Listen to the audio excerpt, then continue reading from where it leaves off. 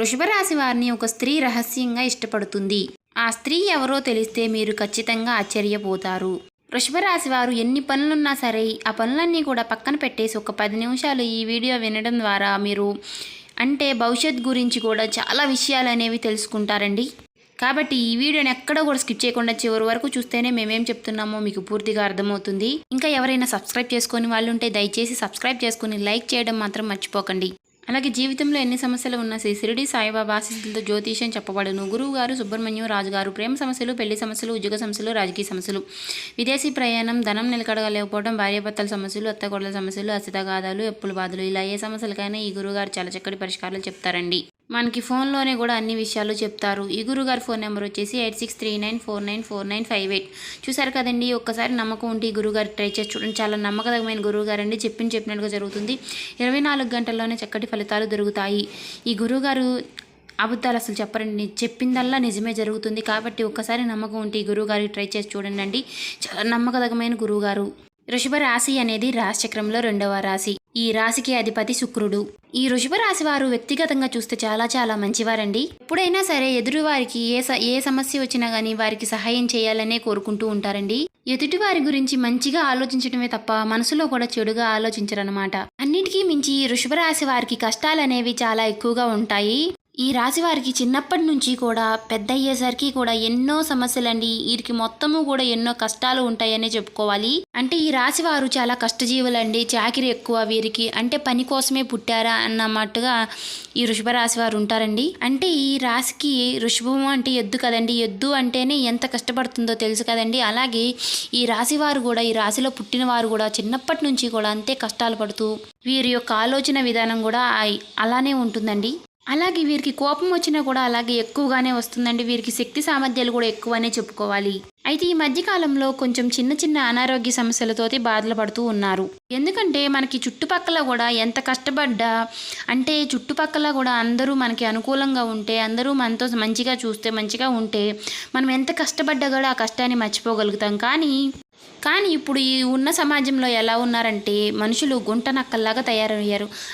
మన ముందు ఒకలాగా, మన వెనకమాల ఒకలాగా చెప్పుకుంటూ బయట వారంటే చెప్పుకుంటూనే ఉంటారండి. బయట వారి గురించి మనం అసలు బాధపడాల్సిన అవసరం అయితే లేదండి. కానీ ఇళ్లలోనే, మన కుటుంబంలోనే మన వాళ్లే మనకి ఇలా చేస్తూ ఉంటే మనం బయట కష్టపడి వచ్చి ఆ సంపాదన అనేది వారికి పెట్టినా కూడా, మనం ఎంత కష్టపడినా కూడా వారు మనల్ని గుర్తించకుండా, కనీసం గౌరవ మర్యాదలు లేకుండా మాట్లాడుతూ ఉంటారండి కొంతమంది.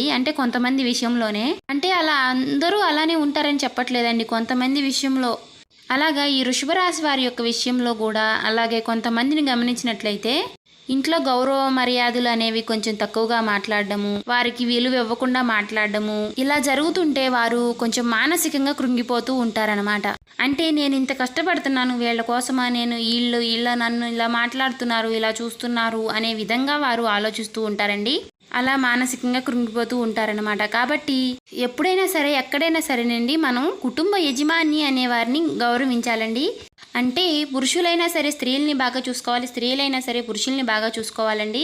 ఇలాగా ఒకరినొకరు అర్థం చేసుకుని సర్దుకుపోతేనే సంసారాలు అనేవి సజావుగా సాగిపోతాయి.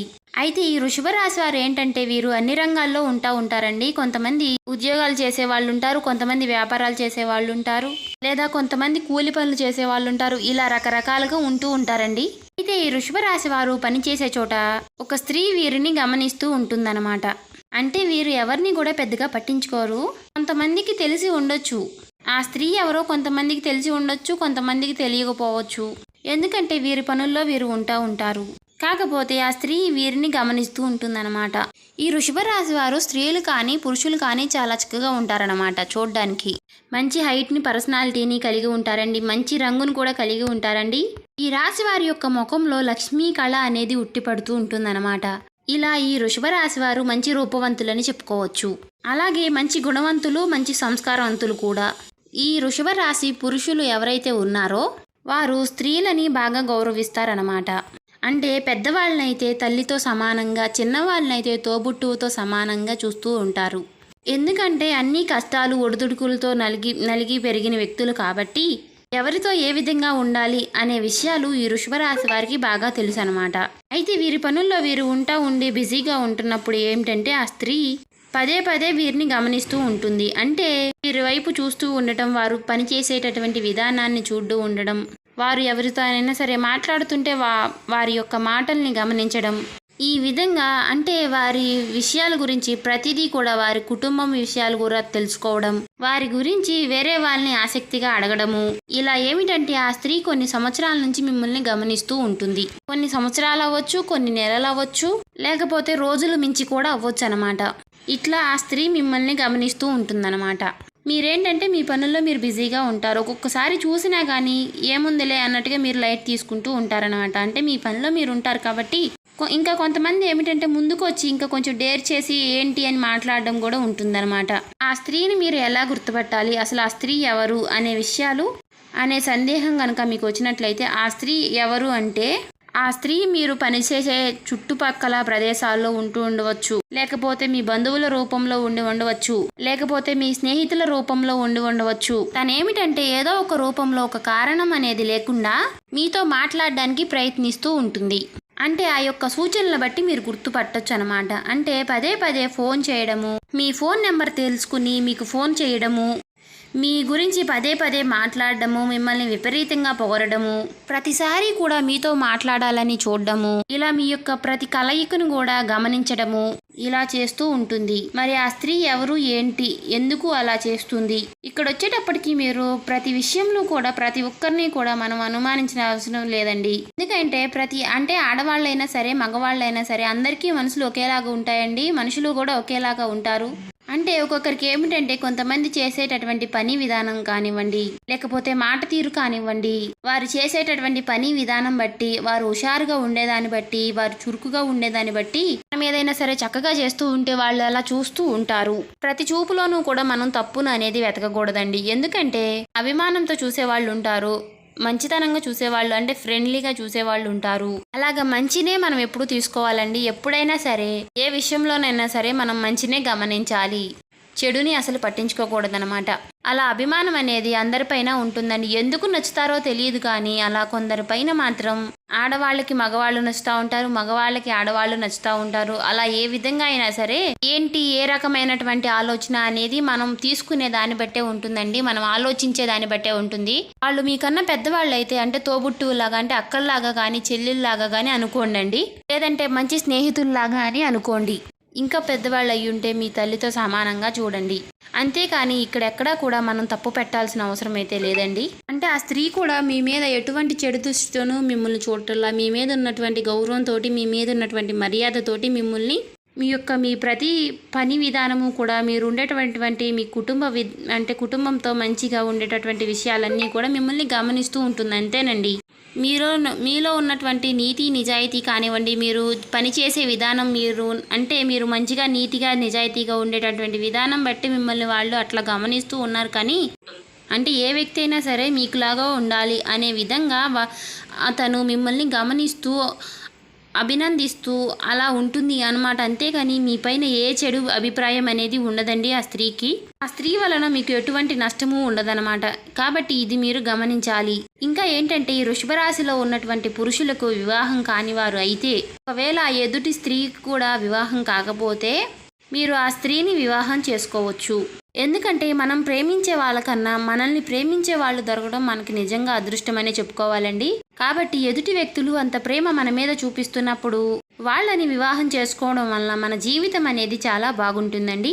కాబట్టి ఒక్కసారి కుటుంబ సభ్యులతో మాట్లాడి మీరు వివాహం చేసుకోవడం చాలా మంచిదే. లేదంటే మాకు ఆల్రెడీ వివాహం అయ్యింది అని చెప్పేసి మీరు అనుకుంటే, ఆ స్త్రీని ఇంతకు ముందు మనం చెప్పినట్లుగా ఒక మంచి స్నేహితురాల్లాగా, లేదంటే ఒక మంచి చెల్లెల్లాగా, ఒక మంచి అక్కలాగానో చూసుకుంటూ ఉంటే, మంచిగా ఆప్యాయతగా ఉంటే చాలా బాగుంటుందండి. అంటే మనల్ని అభిమానిస్తున్నారులే అని చెప్పేసి మనం ఎప్పుడూ కూడా ఎదుటి వారిని చులకనగా తీసుకోకూడదు. గౌరవ మర్యాదలు అనేవి మనం ఎప్పుడైనా సరే ఇచ్చిపుచ్చుకుంటూ ఉండాలండి. ఎందుకంటే ఎదుటి వారికి మనం ఎంత గౌరవం అయితే ఇస్తామో అంతే ఎదుటివారు మనకి అంతే గౌరవాన్ని ఇస్తారండి. కాబట్టి ఇలాగా ఈ వృషభ రాశి వారి యొక్క పురుషులు వచ్చేసరికి ఇప్పటికీ ఎవరిని కూడా తక్కువగా చూడరండి. స్త్రీలని చాలా చాలా గౌరవిస్తూ ఉంటారన్నమాట, చాలా అభిమానిస్తూ ఉంటారు. కాబట్టి ఈ వృషభ రాశికి చెందిన వంటి పురుషుల యొక్క గురించి మనం ఎక్కడ కూడా ఎప్పుడు కూడా చెడుగా చెప్పుకోవాల్సిన అవసరం అయితే లేదనమాట. కాకపోతే ఆ స్త్రీ మీకు ఏదైనా సరే సహాయం చేయాలి అని అనుకుంటే, ఒకవేళ ఏదన్నా డబ్బు పరంగా ఏదైనా అవసరాలు ఉన్నాయి అనుకోండి, అప్పుగా తీసుకొని మళ్ళీ ఇవ్వండి. అంటే తను ఇవ్వగలదు అని అంటే అడిగి తీసుకుని మళ్ళీ ఇవ్వండి. తను ఏదైనా ఒక మంచి సలహా ఏదైనా ఇస్తుంది అనుకోండి, అప్పుడు దాన్ని తీసుకోండి. ఒక మాట మనకి ఎవరైనా సరే మంచిగా చెప్పినప్పుడు, ఎవరైనా సరే మనకి ఏదైనా ఒక సలహా ఇస్తున్నప్పుడు ఆ సలహా అనేది మనం తీసుకోవాలి. అలా ఎదుటి వ్యక్తి ఆ స్త్రీ మీకు ఒక సలహా ఇచ్చినప్పుడు, కాకపోతే ఆ విషయాన్ని మీరు అసలు పెద్దగా పట్టించుకోరు, అయినా కూడా ఇలా అవ్వచ్చు. లేకపోతే ఆ స్త్రీ మీ భార్య అయినా అవ్వచ్చు. ఎప్పుడైనా మీరు మీ భార్యని గమనించారండి? మీ భార్య మిమ్మల్ని ఎంత ప్రేమిస్తుందో, ఎంత గమనిస్తుందో అనే విధానం ఈ వృషభరాశి ఈ వృషభరాశికి సంబంధించిన పురుషుల యొక్క భార్యని మీరు గమనించినట్లయితే, మీ భార్య మిమ్మల్ని చాలా ప్రాణంగా ప్రేమిస్తుందండి. మీ కుటుంబం కోసం తను ఎంతో కష్టపడుతుంది.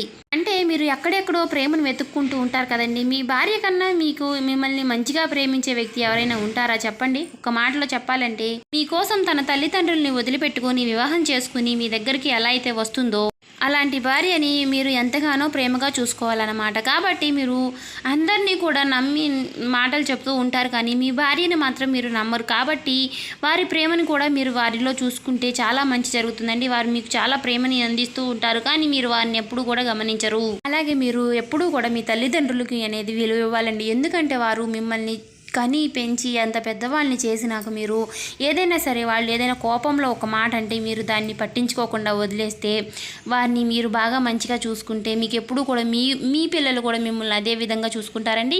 కాబట్టి వారికి చాలా విలువిచ్చి మాట్లాడండి. ఎందుకంటే వారి మాటను మీరు పట్టించుకున్నా లేకపోయినా వారిని మాత్రం మీరు కాస్త జాగ్రత్తగా చూడండి. ఎందుకంటే మీరు కోపం వచ్చినప్పుడు కోపాన్ని అధిగమించుకొని వారి మాటలు వింటే కనుక మీకు భవిష్యత్తు అనేది చాలా బాగుంటుందండి. మీ జీవితంలో మీరు ఇంకా పైకి స్థాయికి ఎదగలుగుతారు. అంటే మనం ఏ విధంగా ఉంటే మన పిల్లలు కూడా అదే విధంగా ఉంటారన్నమాట. కాబట్టి తల్లిదండ్రులకి గౌరవం ఇవ్వాలండి, భార్యకి గౌరవం ఇవ్వాలండి, అలాగే పిల్లల్ని కూడా జాగ్రత్తగా చూసుకోవాలి. అలాగే మీకు శత్రువులు ఎవరైనా ఉంటే మాత్రం అలాంటి వారిని మీరు కొంచెం దూరం పెట్టేసేయడం మీకు చాలా మంచిదండి. ఎందుకంటే మీకు కోపం అనేది కూడా చాలా ఎక్కువగా ఉంటుందండి. గతంలో మీ వలన ఎవరైనా సరే మీకు తెలిసి తెలియని చేసిన తప్పులు అటువంటి వాటి వలన ఎవరైనా సరే గతంలో కొంచెం నష్టపోయి ఉన్నట్లయితే, అలాంటి వారు కూడా మీ పైన ఏదో అభిమానం ఉన్నట్లుగా మిమ్మల్ని నటిస్తూ ఉంటారనమాట. కాబట్టి నటించి మీ పైన మిమ్మల్ని ఏదో చేయాలని మీతో బాగుంటూ ఉంటారు, కానీ వారిని మాత్రం మీరు కాస్త దూరం పెట్టేసేయండి. మీ పని మీరు చూసుకోండి.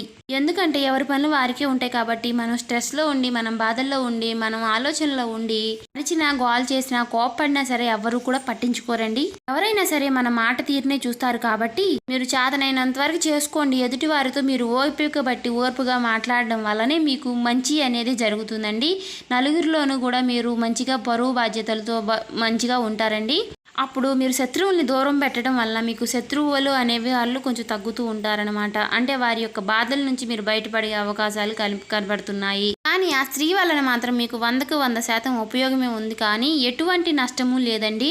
అలాగే వృషభ రాశి వ్యక్తులు కూడా చాలా మంచి వాళ్ళండి. వీరు కష్టజీవులని చెప్పుకోవాలి. వీరు ఎటువంటి కూడా సమస్యలు ఉన్నా అవన్నీ కూడా దేవుడికి చెప్పి దేవుణ్ణి నమ్ముకుంటారు, కానీ ఎవరిని కూడా నమ్మరు అనమాట. వీరు రూపాయి సంపాదించాలంటే ఎంతో కష్టం ఉంటుందండి. దాని వెనకమాల రూపాయి సంపాదించడానికి. అదే విధంగా ఆ రూపాయిని కూడా చాలా పొదుపుగా జాగ్రత్త చేసుకుంటారు. ఎక్కడా కూడా అనవసరమైనటువంటి ఖర్చులు అనేవి పెట్టరండి. ఇంట్లో భార్యాభర్తల మధ్య సఖ్యత అనేది ఉంటుంది. చిన్న చితక గొడవలు వచ్చినప్పటికీ కూడా చివరికి ఒకరినొకరు అర్థం చేసుకుని ప్రేమగా కలిసిమెలిసి ఉంటారనమాట. అలాగా గతంతో పోల్చుకున్నట్టయితే ఈ మధ్యకాలంలో మీకు ఆర్థిక సమస్యలు అనేవి కూడా తగ్గాయండి. పూర్తిగా పోయాయి అని చెప్పలేమండి. సమస్యలు అన్న తర్వాత ఉంటే ఎవరికైనా ఉంటే సహజం. కానీ మనం చేయవలసింది ఏమిటి అంటే దైవారాధన చేసుకుంటే, ఇంట్లో శుక్రవారం రోజున లక్ష్మీనారాయణులకి పూజ చేసుకోవడం వలన నిత్యము కూడా సంధ్యావేళలో దీపారాధన చేసుకుంటూ ఉండండి. దీపారాధన అనేది చేయడం వలన దరిద్రాలన్నీ కూడా ఎన్ని ఉన్నా సరేనండి, అవి అన్నీ మనకి దూరం అయిపోతాయండి. సంతోషం అనేది కలుగుతుంది. ఆర్థిక సమస్యలన్నీ కూడా దూరం అయిపోయి డబ్బు సమస్య అనేది ఏది ఉండకుండా పోతుంది. డబ్బు అనేది మన ఇంటికి రాక జరుగుతుంది. అంటే లక్ష్మీదేవి యొక్క రాక అనేది జరుగుతుందండి. సంధ్యావేళలో దీపం కనుక పెట్టుకుంటే, నిత్యము కూడా ఇంట్లో మనం ధూప నైవేద్యాలతో లక్ష్మీదేవిని ఆరాధించడం వల్ల మనకి ధనద్వారాలు అనేవి తెరుచుకుంటాయండి. అలాగే సోమవారం రోజు శివాలయానికి వెళ్ళి శివునికి అభిషేకం చేయించుకొని ఓం నమ శివాయ అనే మంత్రాన్ని మీకు వీలైనన్నిసార్లు జపించండి. మాకు గుడికి వెళ్ళడం కుదరదు అనుకునే వాళ్ళు ఓం నమ శివాయ అనే మంత్రాన్ని మీకు వీలైనన్నిసార్లు జపించడం వల్ల మీకు ఉన్నటువంటి డబ్బు సమస్యలు, ఆ శివుని ఆజ్ఞ అనేది మీ పైన ఎప్పుడూ కూడా నిత్యము కూడా ఉంటుందండి. కాబట్టి సమస్యలన్నిటి నుంచి కూడా మీరు దూరం అవ్వగలుగుతారు. అలాగే రాళ్ల ఉప్పు అంటే కళ్ళుప్పు అంటారు కదండి, దానితో కాస్త దిష్టి తీసుకుంటూ ఉండండి. ఇలా చేయడం వలన కూడా దిష్టి ఏమైనా సమస్యలు ఉంటే అవి కూడా పోతాయండి. ఆరోగ్య సమస్యలు అనేవి కూడా తొలగిపోతాయి. అలాగే వీలు కుదిరితే మంగళవారం రోజు ఆంజనేయ స్వామి గుడికి వెళ్ళి నిమ్మకాయలు పూజ చేయించుకుని వచ్చి అవి నిమ్మకాయలు మీ గుమ్మానికి గుచ్చుకోండి. నరదిష్టి అనేది తొలగిపోతుందండి. చూశారు కదండి.